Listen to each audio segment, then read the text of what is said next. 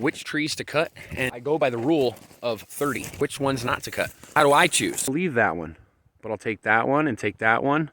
I'll take that one and that one and that one. What's going on, guys? I don't know how you guys do it, but for me, I have to go into the woods. The Lumberjack Chronicles. How do I choose what trees to cut down and what trees to leave standing? Well, let's get into the forest a little further, and we're going to find that out. So, I've been out here chucking up some firewood, okay, and I was out here thinking, I got into a little pickle spot. I'm going to work out here in a minute. You can check that video out. How do I deal with this kind of situation? Because they can be a bit daunting, but how do I choose the trees? Well, let's look up. Let's start looking this way. When I'm out in the forest, I go by the rule of 30, essentially, sometimes, right? With stuff like this around me. This is all ash, and it's, well, mostly ash. There's cherry here and ash. So what I do is I look up, and when I start seeing, what you're probably noticing, is some of these trees have very little branches on them. And when you find ones like the ones that are above me here, they're a no-brainer. We know that those, they need to go. That one and that one, they need to go. This one, you see, this is a younger tree. It's got some life possibility. And then do you see that big one behind it? Do you see all those branches on that one? That tells me there's going to be a lot of green still left on it. But then look over there. See this one? It's just not quite the same. The branches have fallen off.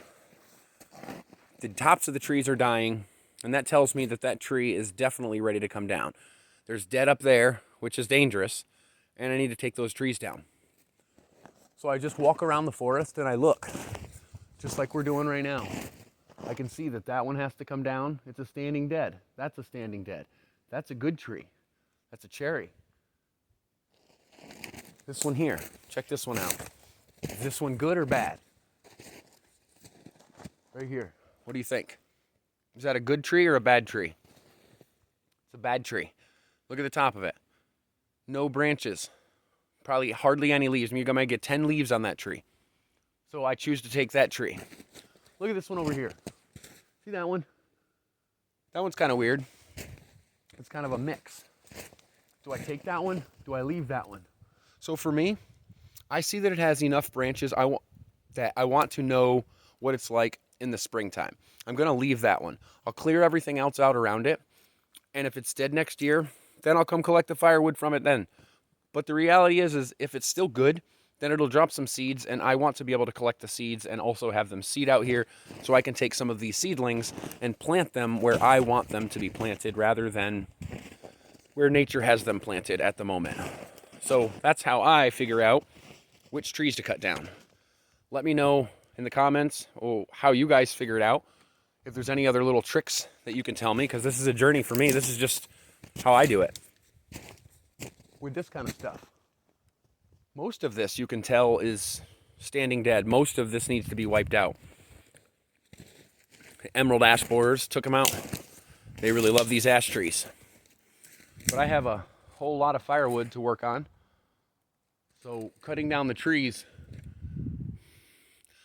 a lot of the time I just have to cut down standing dead so that I can get to the other stuff that's already been fallen. Because these things fall so quickly. But you can see a big tree like this one here. I'm going to leave that one, but I'll take that one and take that one. I'll take that one and that one and that one. We'll leave the one that's behind there, but we're going to have to take, we'll probably leave this one. Take this one, take this one, take this one. So really it's that simple. Walk through the forest and look up. It's harder to do in the wintertime. A little bit if you don't know what you're looking for, but there's this stuff. See this? This stuff flakes off. If you look way at the top of the tree, if you're starting to see bare, tree's probably, at least that branch is probably dying. There could be a hole in it up there. Woodpeckers, bugs, fungus, who knows what took it out, but if there's peeling up there, then more than likely the top of that tree is dying and will come down at some point. So you need to take it down whenever you're ready. But yeah, that's a little quick one. That's how I choose. So anyways, that's how I choose how to cut. That's how I choose which trees to cut down and which trees not to cut down. Tune in here and we're going to find out about this one behind me.